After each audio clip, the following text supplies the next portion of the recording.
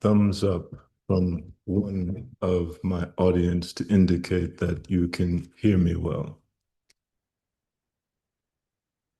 Thank you. Thank you. So let us commence, and I appreciate your patience.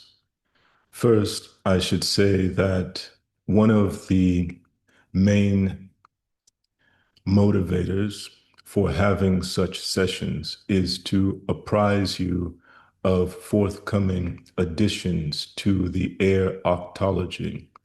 And the one that is presently under construction, if you will, is the third tractate of volume 2, which is on the Amen fast. So preliminarily, before I do a brief recap of the import of autophagy, what I would like to say is that although I don't believe that the sequence of the entire air octology is necessary to execute or read in order, I do believe that the elements of volume 2, especially the first 3 tractates, are important to read in order.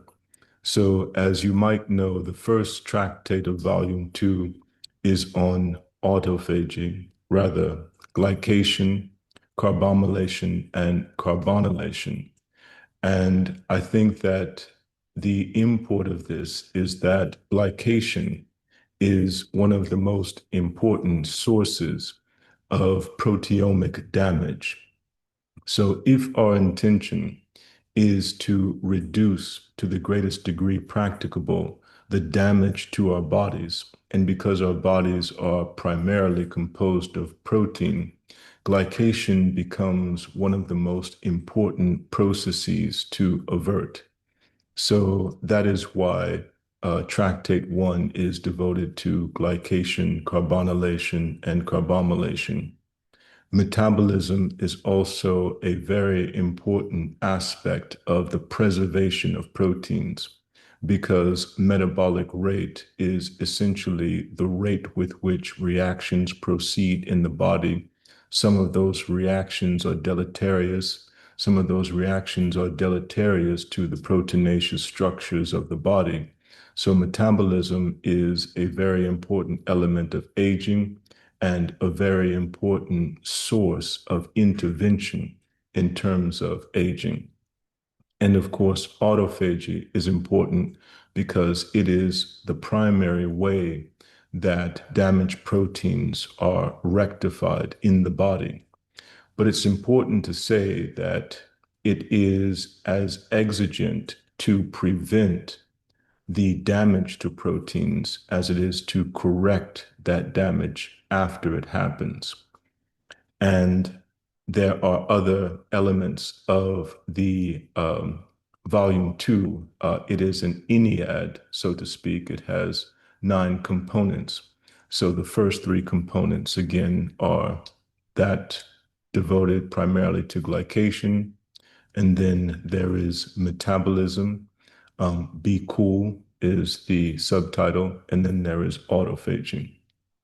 And again, I know that many of my audience members are familiar with the process of autophagy, but I want to underscore why autophagy is so important for those of us who are interested in optimizing health and increasing longevity to the greatest degree practicable.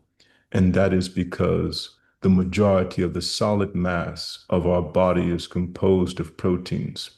So the degree to which we can prevent damage to proteins and then rectify that damage once such damage occurs is the degree to which we can optimize our health and lengthen our lifespan.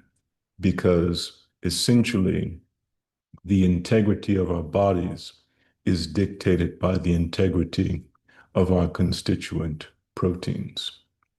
There are a couple of elements of the tractate, the forthcoming tractate on autophagy, that I would like to share with you today, and then we will move on to any questions or comments you may have.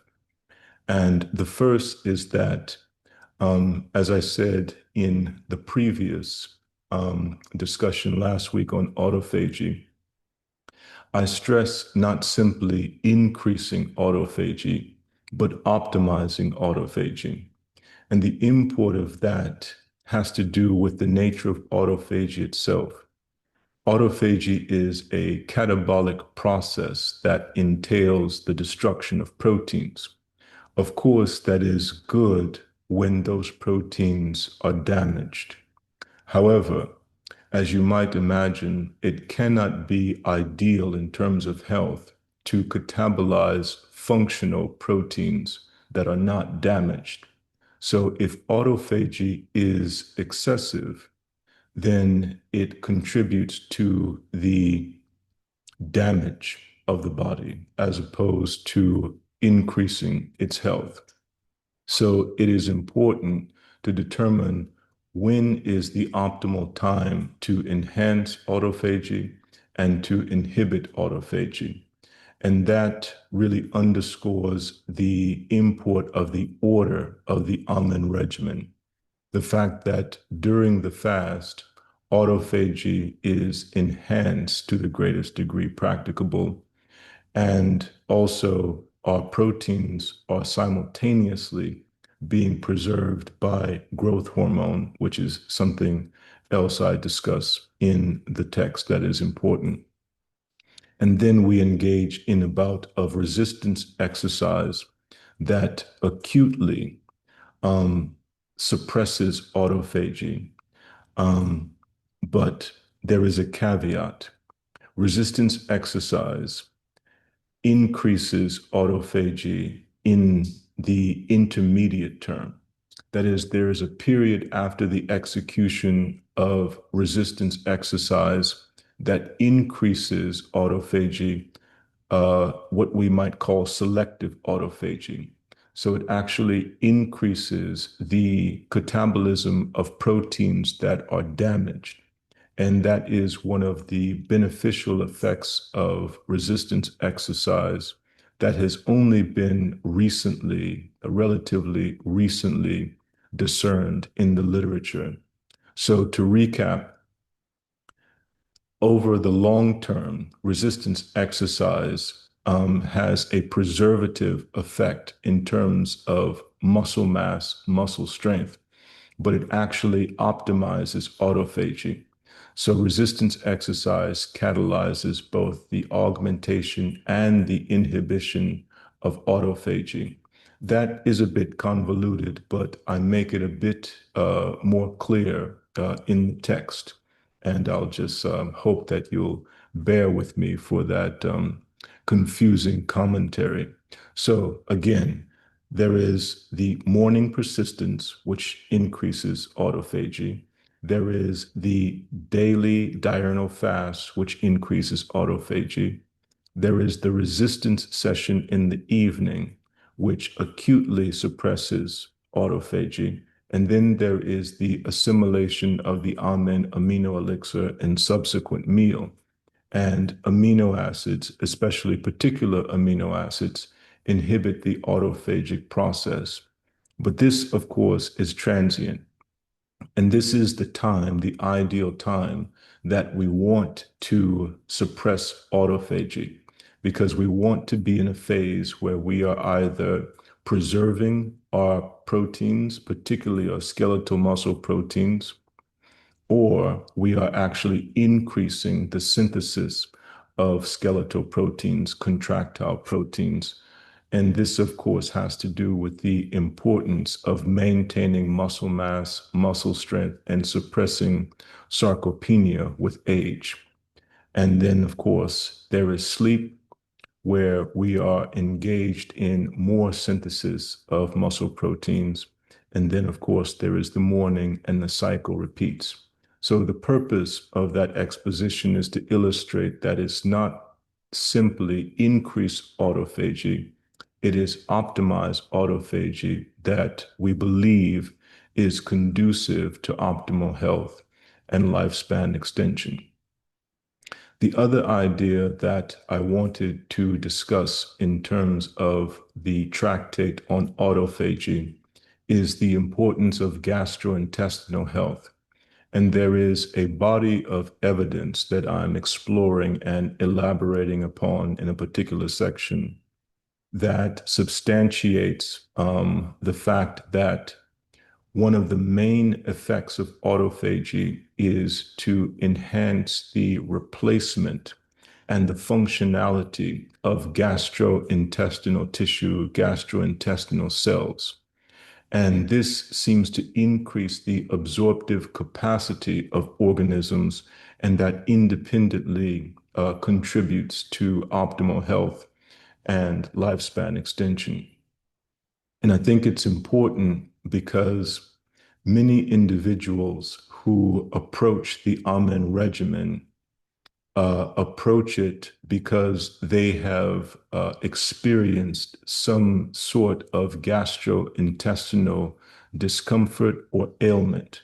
And almost uniformly, individuals experience an alleviation or elimination of those gastrointestinal difficulties. And I believe that some of you who are in attendance can probably attest to that. And so it is clear that augmented autophagy, optimized autophagy, is one of the means by which these individuals experience an alleviation and improvement in their gastrointestinal function.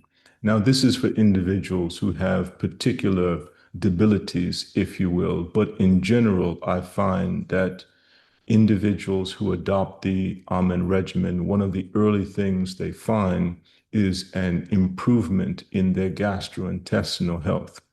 Now, I must admit that this is not uniform. There are individuals who experience early difficulties with the Amen regimen simply because they are accustomed to having consumed 3 or more meals a day. And when that is reduced to a single feeding period, be it an hour or 2 hours at the outset, it takes some adapting in order to be able to assimilate efficiently enough food, enough nutrients to endure a fast of 22 to 23 hours. So there is a small subset of Amen adherents who experience early difficulty with the regimen. And in engaging with them and communicating with them, what I find helps is simply an alteration of the Amen amino elixir. That is, it becomes more important for such persons to prioritize the Amen amino elixir over food and feeding as a way of ensuring that they can assimilate nutrients in the most easily absorbed form. So that tends to decrease that problem with the ability of them to assimilate nutrients in a single feeding period. So I hope that is a good recap. I encourage you to look forward to updates to the tractate. I will announce when the completion of the tractate is nearing its end. And I won't rush things. I'm enjoying the writing of it. And I know I say this often, but I think this will be one of the more important tractates of the entire octology, along with Volume 4, Tractate 2, and Volume 5, Tractate 2. So I shall open up the floor for questions and comments, and you can type them in, and I'll get to as many of them as I can. See.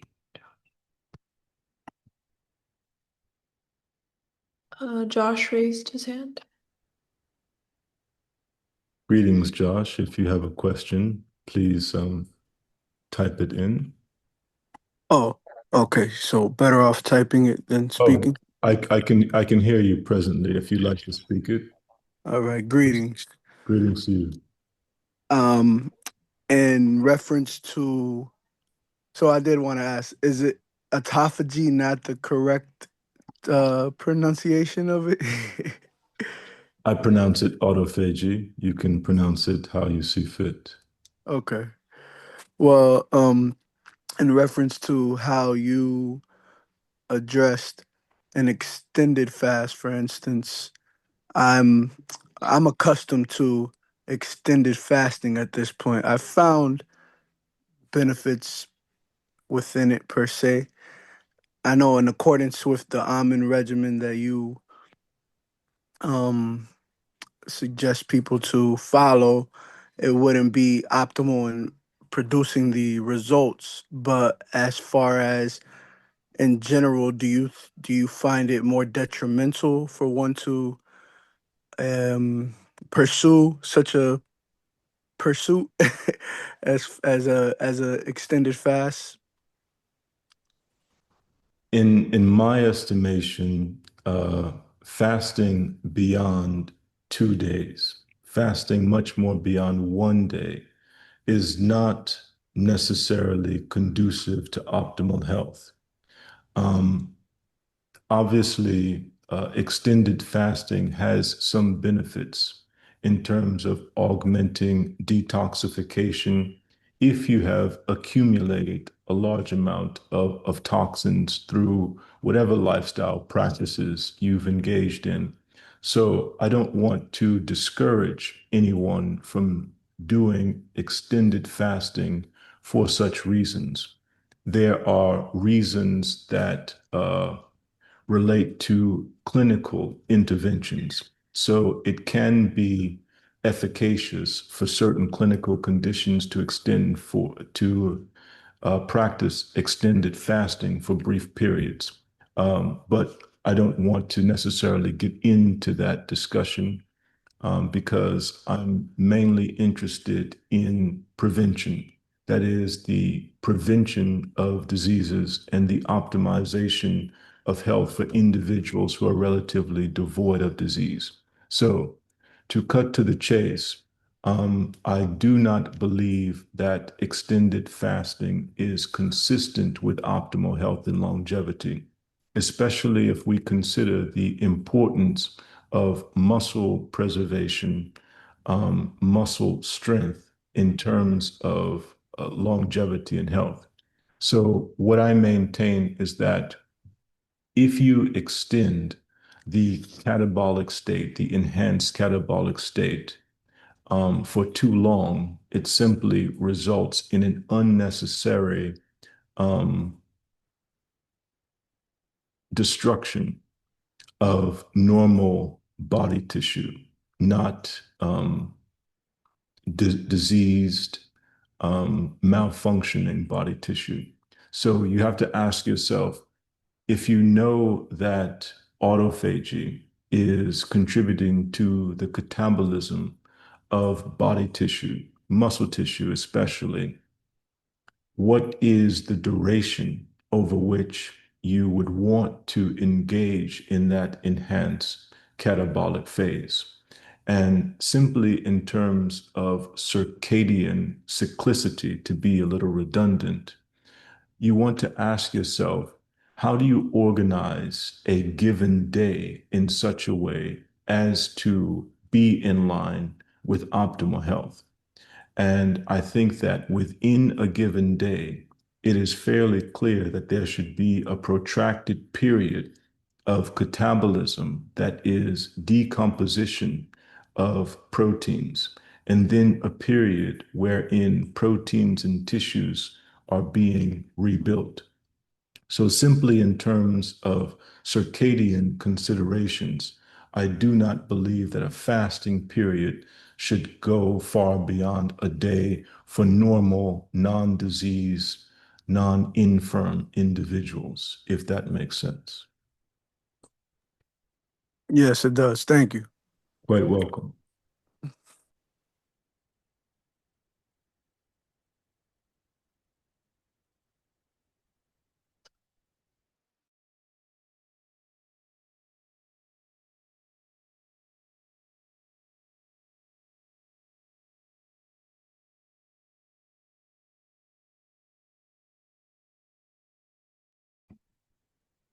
May I just join in to Josh's question? I'm George. I don't know if you can hear me. Dr. Noon, probably you are muted. So, Greetings, George. Pardon me for one moment. I would appreciate if you All right, yeah. elaborate on Josh's question, comment. Feel free. Yeah, my question would relate to the alternative amino elixir, which is devoid of protein. Uh, so there's actually some questions before you. Sorry, we just right, yeah, go with the order, okay? yeah. Okay, sorry about that. Okay. Soul Rebel asked, is there a price for the books? Yes. If you visit our website, Amenta Elite Athlete, you'll find on the resource page all of the prices for all of the available titles in the air octology. And if you could, George, if you could type in your response, we'll try to address the questions and comments in order. I'd appreciate that.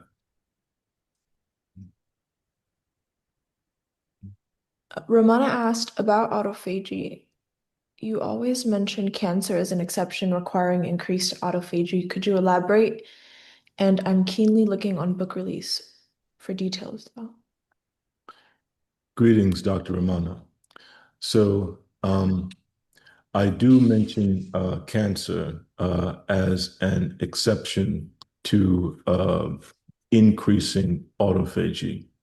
But I do want to acknowledge that there is some ambiguity in terms of the efficacy of enhanced autophagy in oncology. And I know that is your area of expertise, but you probably know that there are some instances where increased autophagy can have an inhibitory effect on the initiation of cancer. And then there are conditions. Research indicates that increased autophagy can fuel the growth of already established cancers. That is simply the nature of things. So autophagy is not an unalloyed good in certain clinical cases. We simply have to be careful with that. The other thing is that there seems to be an unambiguous benefit to increase autophagy in terms of radiation therapy, but there seems to be a potentially detrimental effect of increased autophagy in terms of some forms of chemotherapy. So the answer, or I should say, the phenomenon is complex when we're talking about clinical conditions. And that really requires more research, and it requires more research that is aligned with the Amen regimen, if you will. So we can't always extrapolate from particular research studies that explore autophagy and a given clinical condition. We have to sort of understand that there are multifarious aspects of the Amen regimen that might make particular interventions more efficacious than simply, say, fasting of an extended duration and all of the other elements of the Amen regimen. So, what I mean to say is that, first of all, I address myself again primarily to preventive interventions as opposed to intervening in clinical conditions. There is clearly evidence, abundant evidence, that the Amen regimen or elements of the Amen regimen can be very beneficial in terms of various clinical conditions, heart disease, cancer, diabetes, but that is not my principal focus. And in order to just reiterate, what I mean is that once disease conditions are established, a lot of damage has been done to the body for it to even manifest itself. And a decision has to be made whether an individual is going to avail themselves of conventional medicine, non-conventional medicine, whether they endeavor to adopt the Amen regimen. This is a complex decision. And what I believe is that more practitioners who are familiar with the Amen regimen are eventually going to clarify whether particular aspects of the regimen are efficacious for certain conditions. I believe, obviously, that we are going to find that the Amen regimen is highly efficacious in many of these conditions, but we are simply not there yet. And I don't like to make claims about the regimen in terms of clinical conditions. I'm much more comfortable and much more confident about the ability of the regimen to improve the life, enhance the health, increase the longevity of those of us who are fortunate to be presently devoid of disease conditions. Next question.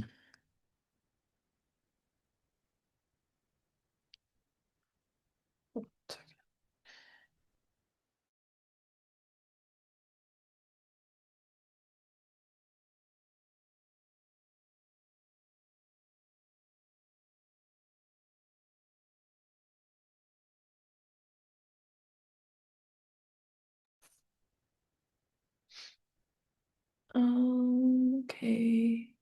Eleanor Johnson said, can you tell us about the teas set? The tea set, or I'm not sure what Eleanor is referring to.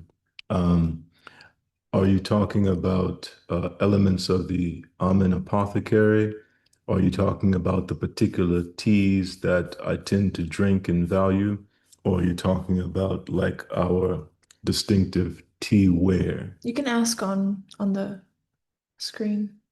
Yes, if you are still with us, Eleanor, if you can elaborate on your question via message, and we'll move on to the next question. Just as an aside, the particular tea that I'm drinking now is pu'er tea, which is an aged fermented black tea. Okay, I apologize. Nick asked, I apologize if this has been addressed before, but does the Architekton steer away from fruits entirely? If yes, is it merely due to glycation? Is there a particular reason for eating a cooked plant-based diet over a raw plant-based diet? Very good questions. Can I see the name once more? Was that, yes, very good question, Nick. So I do not avoid fruits. In fact, almost every minor meal of ours contains fruit. Usually it's seasonal, and when it's not seasonal, it's dried fruit. I very much like dried figs and dried dates, and sometimes raisins.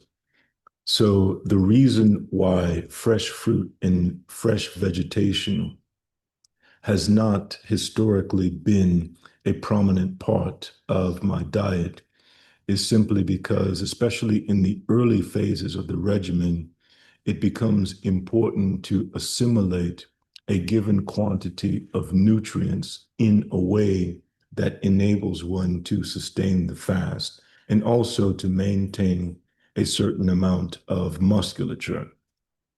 So because high water content, high fiber content of fruits and vegetables can take up a lot of space in the gastrointestinal tract, if you want to maximize the assimilation of nutrients, you simply have to choose foods that have a higher nutrient density. And they tend not to be fresh vegetation and fresh fruit. So I very much like fruit, especially seasonal fruit, especially, where we live in a region where we have very succulent fruit.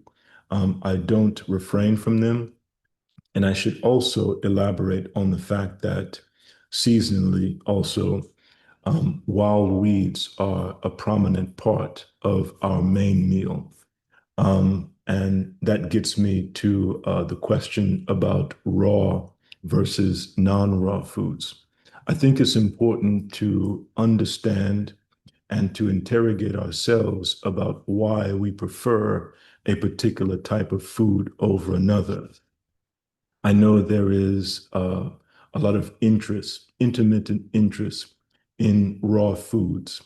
I think that from the vantage of glycation, it can be a good thing to minimize cooked foods and to prefer raw foods, but not uniformly, because there are certain raw foods that are obviously difficult to assimilate. And if one is endeavoring to assimilate foods with the greatest efficiency, it is not ideal to prefer raw foods over cooked foods. The other point is that if one is endeavoring to minimize glycation, subsisting on raw foods does not necessarily advance that aim. It can, but I think the major point is that from the vantage of glycation, that we really don't need to prioritize cooking over raw foods. We should minimize to the greatest extent practicable the exposure of our foods to heat because, of course, heat can be a catalyst for glycation, but we should also realize that heat can also increase the decomposition of foods such that they are made easier to assimilate.